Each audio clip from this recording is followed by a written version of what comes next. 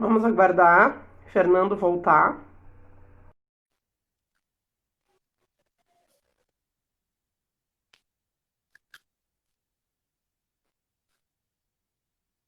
Vamos ver. Tá demorando. Oi, eu tô tentando te chamar, Fernando. Deixa eu ver aqui. Ajuda nós, internet.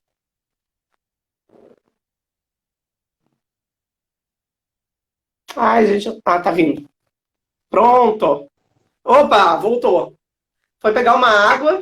Eu fui pegar um Oi. licor, mas já terminou. Que aqui é São João. São João é época de licor, né? Ah, Mas, bacana. mas enfim, deixa eu contar aqui, porque enquanto o povo vai chegando, a história que a gente passou lá no México. Isso foi há 3 anos que nós fomos para o Poéticas da Oralidade. Depois nós vamos conversar sobre isso, em box. Sobre esse evento, sobre o Lânimo, temos coisas aí para conversar. Então, eu fui para esse evento Poéticas da Oralidade e nós ficamos 15 dias, né, no México. Depois eu leio aqui o comentário do Daniel. Nós ficamos 15 dias no México, passeamos pela cidade do México, eu vendo as tuas fotos e eu só com saudade, né, quando tu fostes. Então, assim, passeamos, pegamos aquele período, enfim. E aí um dia nós queríamos conhecer Xochimilco, que é uma área, né, é uma região da cidade do México, na grande DF, digamos assim, que tem também as manifestações de festa dos mortos e tal. E aí saímos, e eu não sei se tu percebeu isso, mas a gente percebeu que, pelo menos com os turistas, eles eram muito receptivos. Eles vinham alguém com o mapa na mão, já vinham ajudar. Ah, vocês querem ir para onde? Não sei o quê. Nisso, dois rapazes, um até chamado Daniel, o outro eu esqueço o nome, estavam no metrô. Ah, vocês vão para onde? Ah, não, a gente está indo para lá também, para Xochimilco. Aí foram dando as informações, a gente desceu do metrô, entrou no outro trenzinho, e aí, daqui a pouco, eles estão conversando com a gente entra num ônibus que tinha que pegar para ir, eles vão lá e pagam o ônibus. A gente se olhou assim, estranho, né? Aí, conversando com a gente e tal, aí o menino pega e diz assim: Ah, eu tô indo almoçar, isso era 5 horas da tarde, né? Eu tô indo almoçar na casa da minha abuelita. Vocês querem ir junto? Aí a gente se olhou e fingiu que não era com a gente, né? Porque, tipo, cidade do México, aquele perigo, né? Que tu já sabe que tem. E pronto. Daqui a pouco desce de um ônibus, sobe em outro daqueles ônibus bem antigos. Parece aquelas Aham. coisas de filme que tu vê, né? Estados Unidos, fronteira com o México. E eles de novo. Vocês querem ir almoçar lá na minha abuelita? A gente se olhou e disse assim: quer saber? Queremos, bora. E assim, que os xamãs, os deuses e Deus, todo mundo nos ilumine, né? Quando a gente desceu do ônibus, ele pegou do bolso uma carteirinha e mostrou. Ah, isso aqui é a minha carteira, que eu sou da Marinha de salvamento de quando tem, que agora até teve os terremotos e tal. Vocês não precisam ter medo de mim, né? E até para vocês não terem medo de mim, eu não tenho medo de vocês. Eu falei, beleza, né? Menino e meninos que estão aqui acompanhando, ele saiu com a gente a passear por Xochimilco, nos levou no Museu de Antropologia, que estava fechado, comprou Uhum. doces pra gente, aqueles doces mexicanos e doces salgados que a gente estava comendo até o dia de viajar. Tanto que no aeroporto a gente teve que doar ainda uns que eram muito apimentados para uma senhorinha que trabalhava. Ele nos levou na fruteira que ele trabalhou com 18 anos, e aí a fruteira tinha rachado por causa do terremoto que tinha acontecido recentemente lá. Mas aí o mais interessante, quando a gente chegou na casa da avó dele, a avó dele com quase 100 anos, nos receberam, assim, aí chegamos lá, e o pai dele e ele nos deixaram com a avó e foram buscar uma pizza. Aí depois vocês vão entender por quê. Ricardo disse que até hoje se arrepende de ter comido aquela pizza. Foi buscar a pizza, voltou, e nisso a gente conversando com ela. E aí ela contando o seguinte, em determinado momento ela conta, porque quando meu marido era vivo, eu viajava muito pelo México, pelos Estados Unidos. Uma certa feita, a gente estava viajando e sofremos um acidente. Daniel estava no carro com a gente, porque ele tinha sido criado pelos avós. Não Uhum. aconteceu nada com ele, nem com o meu marido, mas eu quebrei os dentes todos e quebrei o braço. E fui parar no hospital. Aí o médico veio, o médico com duas enfermeiras, veio e disse para mim que ia me operar, sem anestesia, mas que não ia doer. Eu falei, tudo bem. Operou. Passou um tempo, entrou um médico no quarto, eu vim operar a senhora, mas eu já fui operada, e ele, como se eu sou o médico daqui? Então essa é a história do jovem doutorzito. Só que na hora, quando tu escuta, tu te arrepia, entendeu? E aí tem, a casa já é com aquele altar todo pronto, porque eles têm, né, os altares de homenagem, que o morto não é uma tristeza, o morto é uma homenagem, né? Aí muito engraçado que ela disse assim, não, hoje é dia que o pessoal vai até lá para limpar os ossos. Mas isso eu não gosto, minha filha, limpar osso eu não gosto.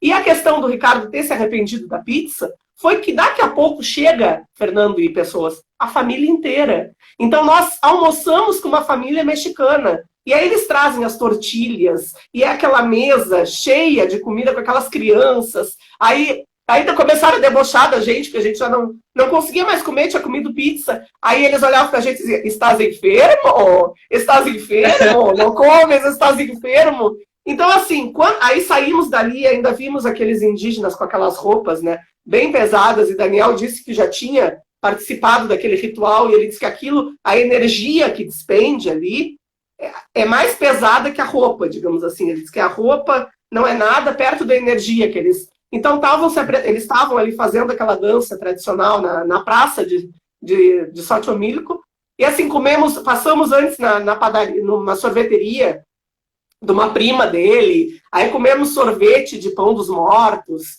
aquelas coisas, né? Comprou uma cerveja mexicana pra gente e tal. Então, aquela coisa... Aí eu brinquei com o Ricardo, a gente ainda não tinha ido pro evento, né? Mas assim, o Poéticas da Oralidade pra gente já aconteceu aqui. Sabe, já foi uma experiência única. Né?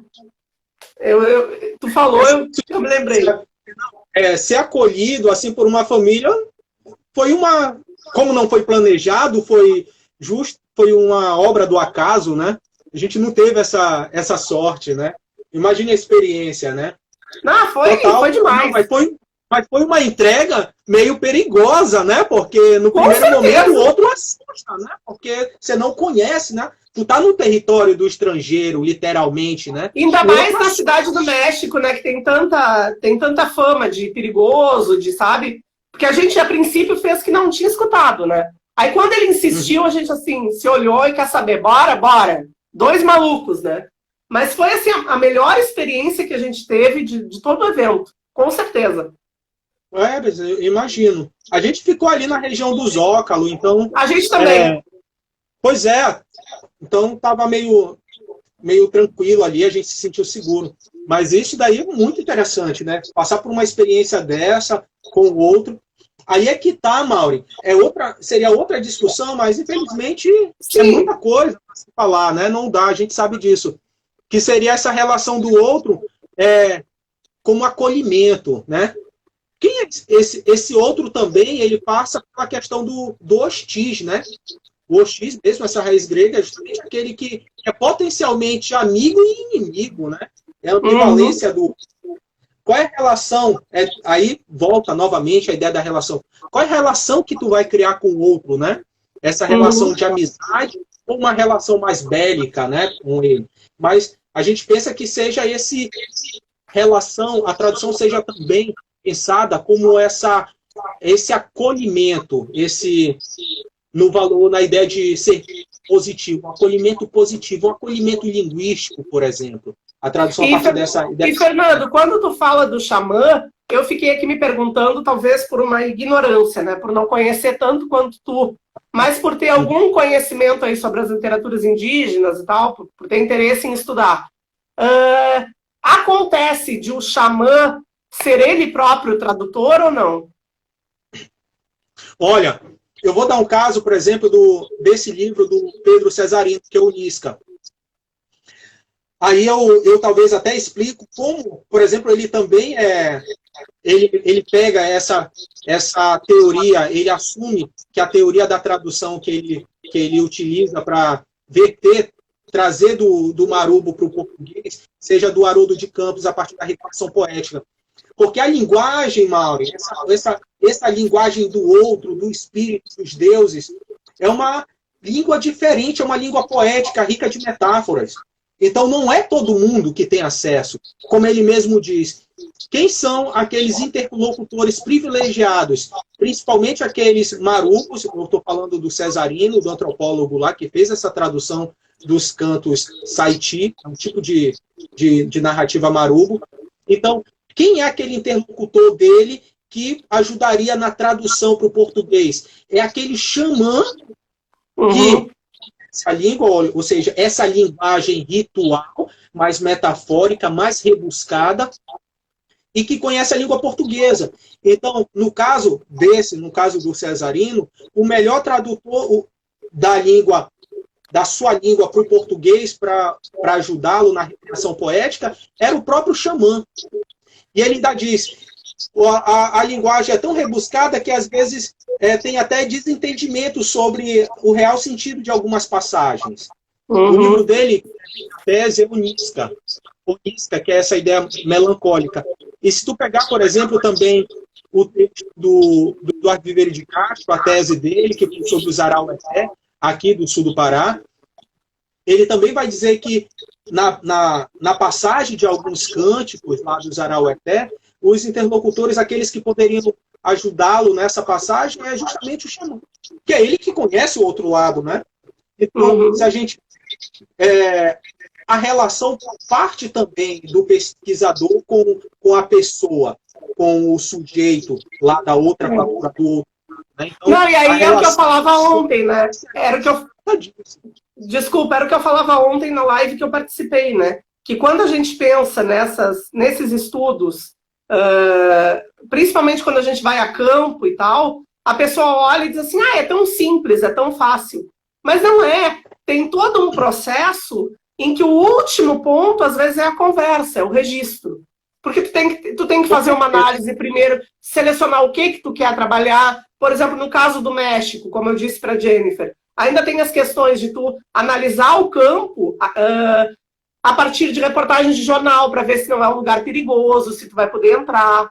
Depois que tu entrar, tu conversar com as autoridades, então as autoridades eclesiásticas, enfim, as autoridades da região, autorizarem que tu chegue ali, para depois, então, tu ter uma primeira conversa com aquelas pessoas e reconhecer quem é aquele líder, quem é aquele cara que vai querer conversar contigo, para no último passo, tu chegar nesse registro. E aí o que eu acho que é interessante, que tu estava falando aí também, Fernando, que toca os nossos trabalhos, é que ambos aqui são da letras.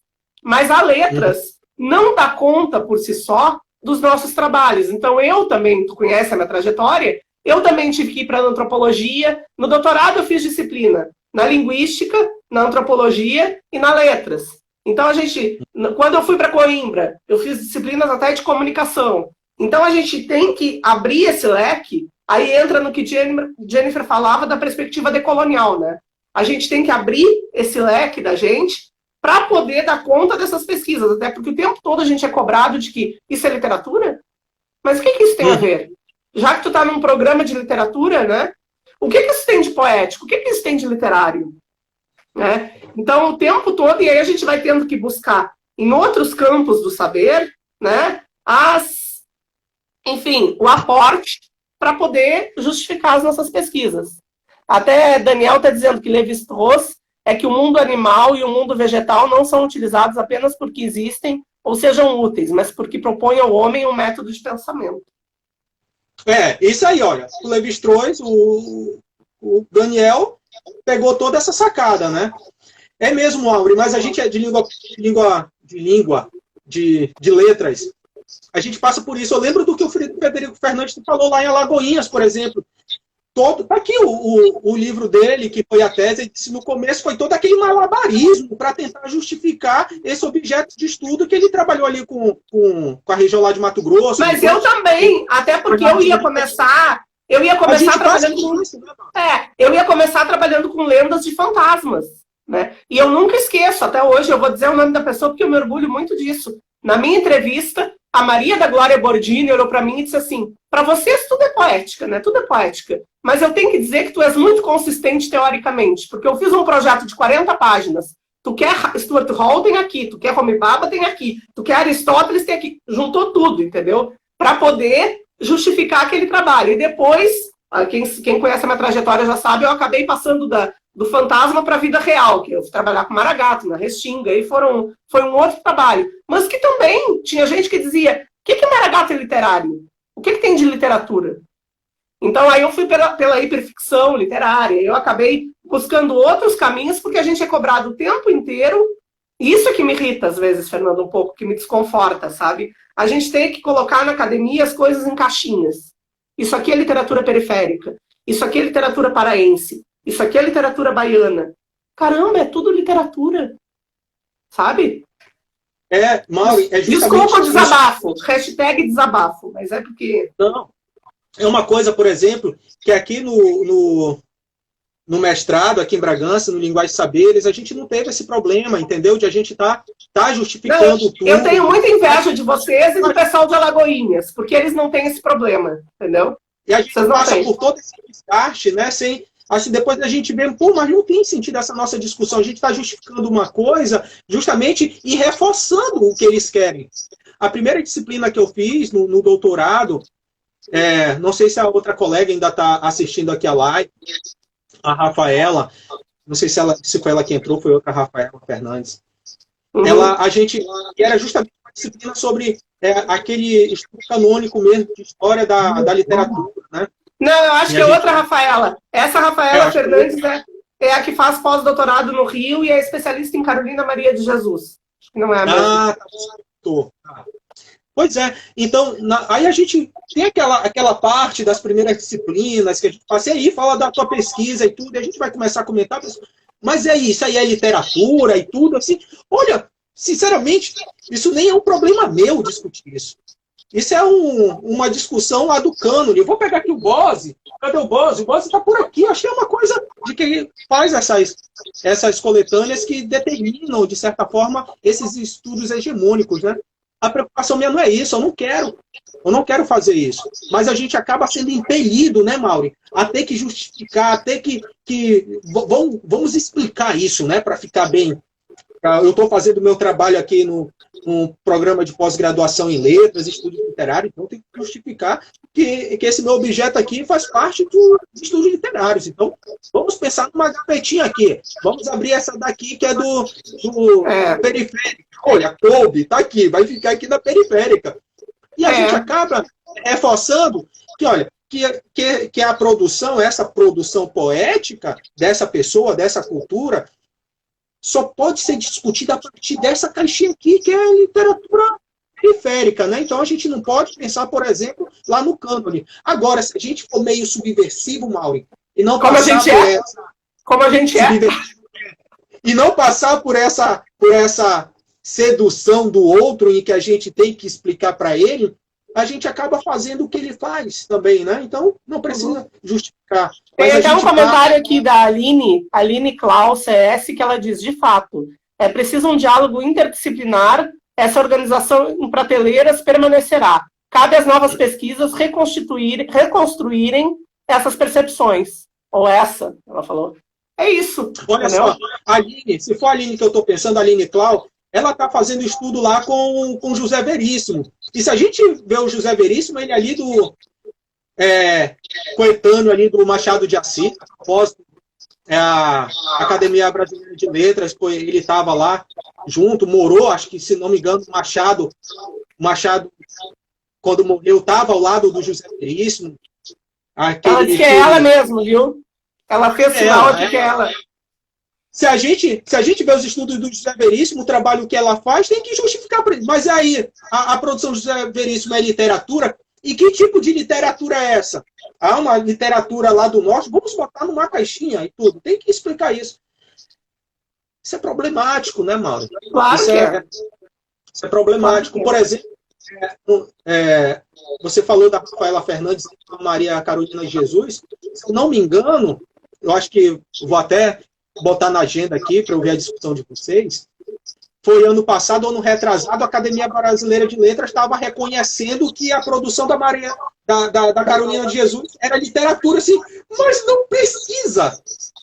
Mas não precisa. Ela tem um estudo consagrado, não precisa. A obra dela fala por si mesma. E a obra dela é enorme. A gente só conhece o Quarto de Despejo, né? A Rafaela vai falar.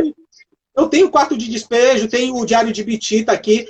A gente sabe que a obra já fala por si só, não precisa da anuência da Academia Brasileira de Letras agora vir falar. Mas, Fernando, aí tu passa pelo que aconteceu na minha defesa, por exemplo, com o Maragato. Que eu não sei se tu teve no Poéticas Orais lá de Porto Alegre, tu conheceu o Maragato? Não me lembro. Não, né? Não, mas assim, não. Ele esteve na minha defesa, eu até falei isso ontem, assim, que para mim, o que me deu mais medo não foi a banca, foi o fato de ele estar ali. Porque tu trabalha com um cara que está morto, ok, né? Agora, se o teu sujeito de pesquisa está vivo e está ali na frente, né? E assim, a gente teve embates o tempo todo por questões que ele estava completamente certo, como a gente diz aqui na Bahia, né? Errado não tá. Ele estava completamente certo em dizer que, poxa, você é a branca, você é da academia, é por isso que você que faz o site. Eu tenho mais conhecimento nesse sentido e não posso. Mas aí a gente passa pelas questões da CAPES, de várias, se a gente fica aqui, né? Várias questões burocráticas. E aí, na defesa, eu estava com muito medo, assim. E estava muito nervosa. E na hora do almoço, ele foi almoçar com a gente, ele já disse assim, calma, guria, vai dar tudo certo. Eu falei, opa, né? E aí, depois, a Ana sempre abria, terminava a banca, saía as pessoas, os professores, e vinham as pessoas da Restinga. E aí, quando ele foi falar, para mim, assim, era aquele momento, eu disse, olha, agora eu vou ver se eu fui aprovado ou não. Não foi com a banca que me deu lá o A com estrelinha, né? Aí ele disse assim, olha, eu gostei muito da maneira como a Maureen me viu, eu jamais tinha me visto assim, e eu fico muito orgulhoso. Né? Agora sim, se ela não tivesse feito isso, eu ia continuar fazendo o que eu faço. Quer dizer, todo sujeito ele quer ser valorizado pela sua... Né? Como diz o Daniel Munduruku, que diz que não quer ser visto como subalterno. Né? Ele não quer ser visto como subalterno e ele quer ser valorizado. Agora... Para alguns, se também ele não tiver essa valorização da universidade, ele vai continuar produzindo, porque a produção dele é resistência, né? Tem outro comentário aqui. Ranieri está dizendo que Marshall McLuhan, os meios de comunicação, afirma que a máquina transformou a natureza em forma de arte. Pela primeira vez, os homens começam a olhar a natureza como fonte de valores estéticos e espirituais. É isso. É isso. Acho com certeza. Olha, o Ranieri citou um autor aí, que outro dia eu estava conversando com esse Daniel Fernandes aí, o antropólogo BR, que era justamente do Pierre Levy com a cybercultura, que o Pierre Levy segue nessa ordem aí de... aí, se tu entrar nessa citação aí, eu vou te mandar o meu livro para tu ver o que a pessoa aqui fez, que a pessoa é ousada. Como dizem meus alunos próximos, era ousada, né? Eu critiquei e eu desconstruí o Pierre Levy nas teses dele lá. Eu disse, ó, Meu Deus do céu. Não, tu sabe que eu tenho o teu livro aqui, né? Tu tem, isso mesmo. Eu tenho. Só não tenho tempo de ler porque esse comprou de leitura de doutorado. Isso mesmo. Né? Então, depois, quando tu puder, porque vai passar muito pelas teorias que o Ranieri também trabalhou, né? Porque ele foi para o mesmo programa que eu lá em Portugal.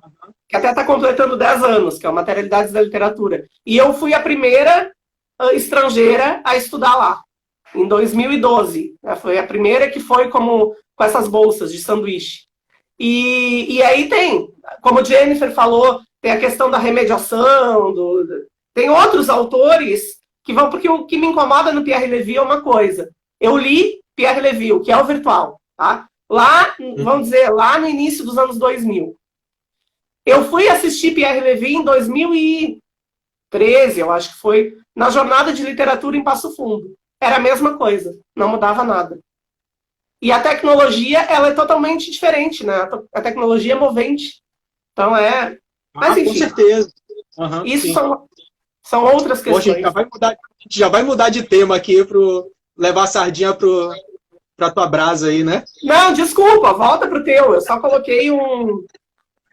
Eu tô brincando. Não, mas passa por aí mesmo, Maureen. Passa por aí mesmo. Muito bom. Não, a gente acaba puxando a sardinha pro nosso lado. Não adianta, né? Eu não sei se... Vai falando, eu não sei se o pessoal tem mais alguma pergunta. A gente tem mais aí uns 10 minutinhos. Não sei nem se eu consegui concluir a ideia, mas acho que ficou claro, não ficou, Maureen? Sim. Ó, a Ranieri está dizendo que ele acredita que antes da emergência das novas tecnologias, havia um processo ecumênico maior entre o homem e a natureza. Porque foi o outro que entrou aqui para puxar a sardinha para o nosso lado, viu? A culpa não é só minha. Claro, justo, né? Não, eu não vou nem mais entrar nessa discussão, porque eu vou levar peia de conceitos aqui de vocês. Não, imagina.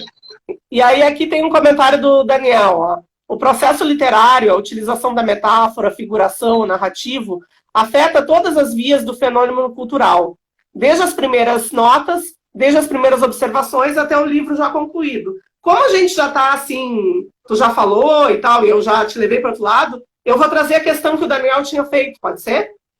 Que eu anotei. Ele disse assim, o cotidiano social não é um processo de objetivação das subjetividades dentro da cultura, possivelmente a atenção... Não, acho que essa questão foi para a Jennifer. Não sei. Possivelmente a atenção do tradutor, não é para ti. Seriam quais as bases de construção da real objetividade? Pois é, esse é importante, Mauri, porque a gente está pautado nisso, a nossa cultura está pautada nisso, né? Na objetividade. Tá vendo como a gente tem que delimitar nosso objeto? Olha a ideia, é objeto. Uhum. Quanto mais impessoal, mais eu posso conhecer o objeto. Quanto mais redutível ele for, mais eu vou conhecê-lo. Quanto mais eu tirar de subjetividade, de sujeito que tem naquele objeto, mais eu posso conhecê-lo. Eu acho que essa é a base da nossa cultura, né? Uhum. Quando eu faço a leitura do ensaio do Viveiro de Castro, lá de 96, do perspectivismo ameríndio, que ele vai traçar essa ideia do xamanismo, né? Que o xamanismo é uma forma de conhecimento, porque ele se relaciona com o outro, com o mundo, com o objeto, com planta, com animal, com espírito. Ele diz, quanto mais subjetividade você atribuir aquilo ou aquele objeto que está ali, aparentemente, sem nenhum tipo de substância humana, quanto mais subjetividade tu atribuir a ele, mais tu vai conhecê-lo. Então, é melhor, ou é muito mais importante tu aprender conhecimento sobre a forma do sujeito, não do objeto.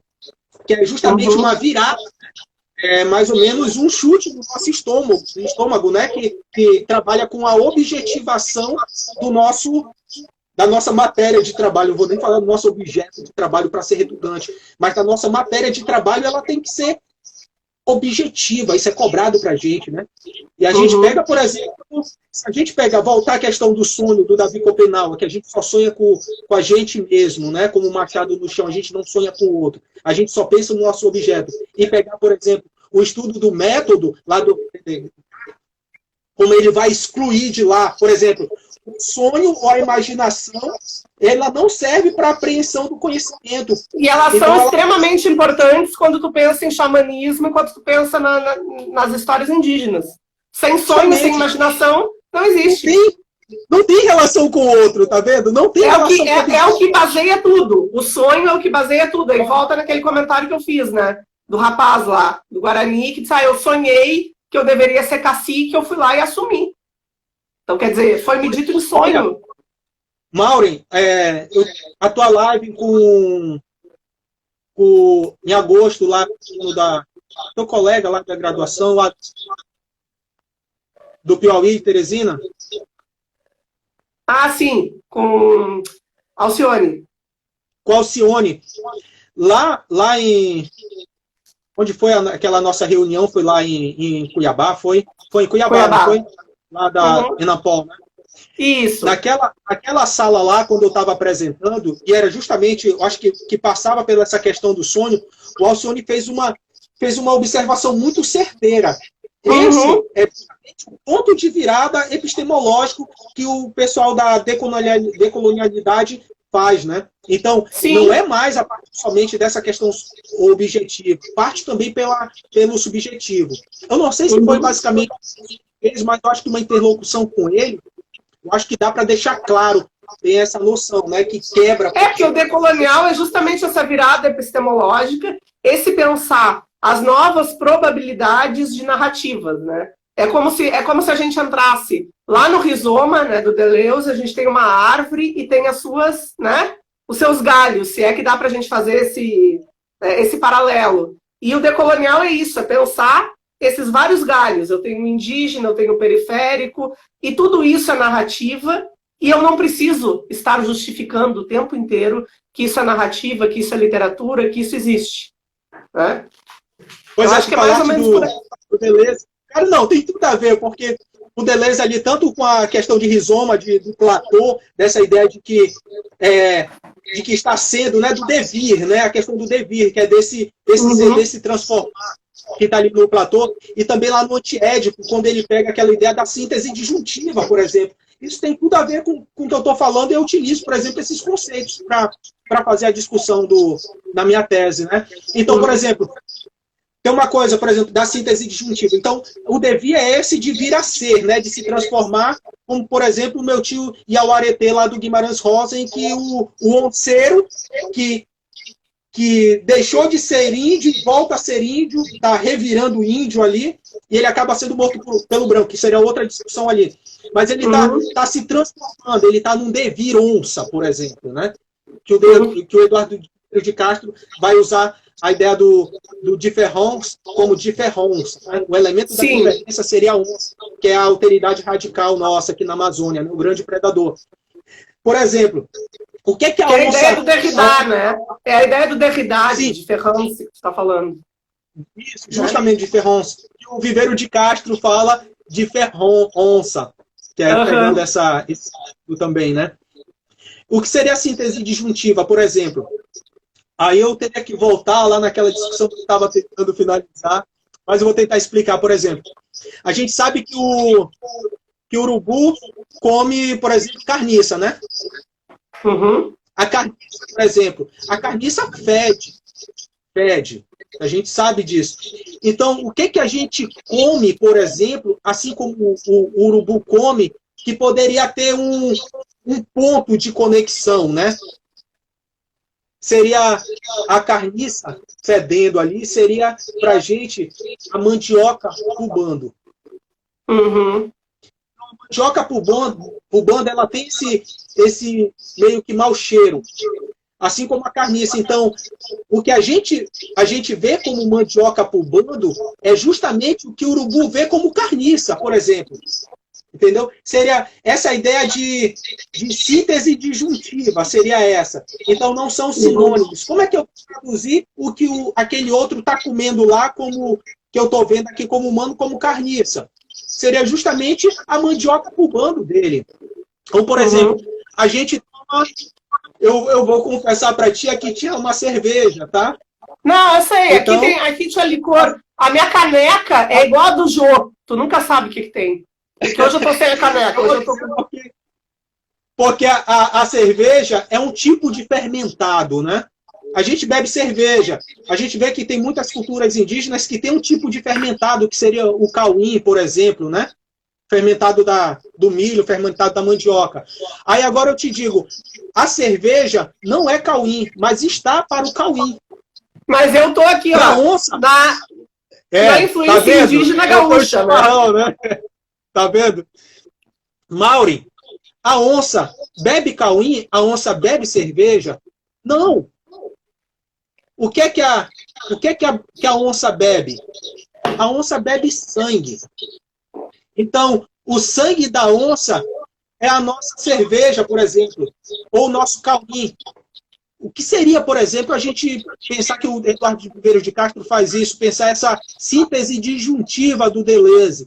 Seria essa a ideia de ter um homem-onça ou um sangue cauim, por exemplo. Então, não é, o que a gente bebe aqui não é sangue. E o que a onça bebe não é cauim, mas um está para o outro. Que é a questão de colocar em relação. Seria mais ou menos essa ideia. Tem tudo a ver com o que tu falaste, né, agora. Sim. Não, desculpa aí as minhas interrupções, mas a gente vai viajando, né? Tu vai falando. Mesmo, tem... Não, e eu quero... Daqui a pouco a gente já finaliza, que tu deve estar cansado também, a gente já está aqui, né? Mas é que se deixar, a gente fica até meia-noite aqui conversando. Tá muito boa essa conversa. Né? Tá muito boa. Eu estava pensando assim, que aí toca no meu trabalho, e eu não sei se em algum momento tu falou e eu não me dei conta. O teu trabalho de doutorado, ele foi basicamente em cima de uma literatura escrita ou ele teve campo? Tu fez pesquisa Não, de não, campo? foi pesquisa bibliográfica mesmo. Uhum, Tem tá. uma obra, Maureen, que eu pego ela para Nós estamos fazendo argumentar. uma pré-defesa. Faça umas perguntas, aí uma pré-defesa. Isso é bom que eu já teria sido cortado, né? Porque é 20, 25 minutos para apresentar. Eu vou ter Pode que falar fazer aí qual é a obra. tem que fazer um texto escrito, né? Não é uma live. Não está no seminário, né? Não está expondo um seminário de 1 hora. Uhum. Mas tem uma obra que eu gosto muito e o título dela é muito interessante no meu trabalho, que é o Coro dos Espíritos, que é uma organização da Betty Midlin com os Icolém, ou os Gavião, lá de Rondônia. Então, eu acho que eu pego desse livro mais da metade dele, eu acho que é a segunda parte dele, terceira e quarta, que fala justamente da Icolém, que foi um trabalho em parceria da Betty com os narradores lá Icolém, entendeu? Dá essa ideia de que existe, por exemplo, Maureen, existe um couro, existe uma pele, porque o que diferencia a gente do outro, isso está lá no Viveiro de Castro, né? O que diferencia a gente do animal, por exemplo, é que o animal tem uma roupa diferente da nossa. Uhum. E Não, o animal, por exemplo, continua, lá na casa, desculpa. o que é que ele faz lá na casa dele? Ele tira essa roupa e se mostra como humano. A roupa seria como se fosse um instrumento. Então, para caçar, eu vou me vestir com uma roupa. Qual é o melhor caçador da Amazônia? É a onça. Então, eu vou me vestir com uma roupa de onça para eu ser um grande predador, para eu caçar como onça. Mas E quando eu chego em casa... tu falando da onça, eu acabei me lembrando daquele livro do Alberto Mussa, né? O Meu Destino é Ser Onça. Meu destino é ser onça. Não, eu acho que eu tenho uma colega que ela acaba usando esse texto dele lá. Eu não utilizo porque o Mussa, ele faz um trabalho muito bonito ali de reconstruir o mito tupinambá, né? Ele pega ali o IFDB, pega todas essas referências para reconstruir. É um texto muito interessante, muito interessante. Sim, eu li em algum momento, acho que foi com a Ana, no doutorado, não sei. Fernando, se fosse por mim, a gente ficava aqui o resto da noite, mas a gente precisa encerrar. Eu quero que tu faça tuas considerações finais. Eu só quero dizer uma coisa. Eu não sei se eu vou continuar conseguindo deixar as lives salvas no YouTube, porque eu acho que o Instagram protegeu. Tá? Ontem eu tentei baixar uma live e ele disse que era protegida, então que o vídeo era privado. Se eu conseguir, vai seguir ficando no canal. Agora, se eu não conseguir, o Instagram é aberto, fica só no IGTV. Tá? Eu te agradeço imensamente pela tua disponibilidade em estar aqui, por essa conversa tão gostosa. Peço desculpas se não tinha muita gente, mas eu acho que o povo está cansado mesmo. É muita live. Já não está sendo um momento tão, né? Está um momento tenso na vida da gente, também não é nada leve, está dentro de casa desse jeito, né? É uma circunstância que ninguém imaginou passar, mas assim, agradeço aos que ficaram até agora e principalmente a ti, né? Imagina, Mauro, eu que agradeço a oportunidade de estar aqui com vocês, né? E o pessoal ter essa paciência para me escutar, né? É uma pena. O que eu gostaria de dizer é que é uma pena eu não ter conseguido sintetizar, mas eu vou dizer, Mauro, a tese, eu sou suspeito para dizer, né? E ela está em análise da banca, né? Se ser aprovada, ela vai ser aprovada. E tem que virar livro. É outra tese que tem que virar livro. Seria interessante conseguir um editalzinho aí, fazer uma campanha. Faz o financiamento coletivo que eu colaboro, viu? Financiamento coletivo eu quero. Pronto, deixa ela passar pela banca que eu vou iniciar esses projetos aí. Essa tese, Mauri, ela tem 4 capítulos, então eu sempre, quando fui expor, socializar, a gente faz isso no longo dos 4 anos, né? Eu nunca consegui falar da tese toda, eu sempre falei fragmentado, né? Até aqui eu tentei sintetizar mais ou menos como a ideia se construiu ali, mas fica muita coisa de fora, entendeu? Muita coisa mesmo. Mesmo convidando o pessoal que vai ser na próxima terça, até ali a gente não vai conseguir ver o que é a tese, entendeu? Não dá. Mas pelo menos eu ficaria muito feliz se o pessoal tivesse agradado, tenha se agradado dessa... Com certeza, foi uma aula. Foi uma aula pra gente. Eu sempre aprendo muito quando eu converso contigo, Fernando. Para mim é um aprendizado imenso, né? Que não é diretamente a minha área de estudo, mas eu me interesso aí por questões de me interessar por tudo que tem a ver com as oralidades, com as literaturas marginais, periféricas, indígenas, né? É o que me... Maureen, é justamente isso. Eu até quase que eu esqueço de te parabenizar por essa tua iniciativa com esse teu canal da live da Maureen, viu? Porque depois eu fui olhar, né, um preview ali das tuas slides, eu assisti algumas, eu perdi, mas é tudo que não é hegemônico, né? Tu tá fazendo de tudo que não é hegemônico, é muito bacana. Eu gosto muito dessas falas também, é muito enriquecedora, viu? No sábado eu vou receber... Desculpa, no sábado eu vou receber uma menina que é cantora, os pais são da República Democrática do Congo, mas pelo que eu entendi, ela é nascida no Brasil, ela vai poder esclarecer. Mas ela tem essa influência do Congo, da África e tal, e um escritor da Guiné-Bissau que é radicado no Brasil. Então vai fazer esse contraponto entre literatura e música. Acho que é importante a gente estar trazendo essas várias vertentes, né? Ah, com certeza, não é isso? Isso é muito enriquecedor, né? O que é diferente, Maureen. É o que é o que não está sendo visto, né? O que não está diante dos olhos, né? Isso é interessante. Isso renova muito. Isso renova o nosso... Com certeza. Eu vou agradecer a Jennifer também por ter estado aqui. Ah, sim, claro. Olha, eu ia esquecendo de agradecer, se ela ainda estiver por aí. Jennifer, ela falou aqui. Adorei te conhecer, viu? Adorei o teu trabalho, muito interessante. Eu vou procurar aí, já rolou umas referências aí, a tua dissertação está disponível. Já tem texto, né? Em parceria com a Maureen aí. Tem, mas ainda vai estar. Oportunidade, né? Obrigada, Fernando. Valeu, um beijo para todo mundo e até sábado. Obrigada, viu? Tchau, tchau. Tchau, tchau. Vou fechar aqui. Beleza.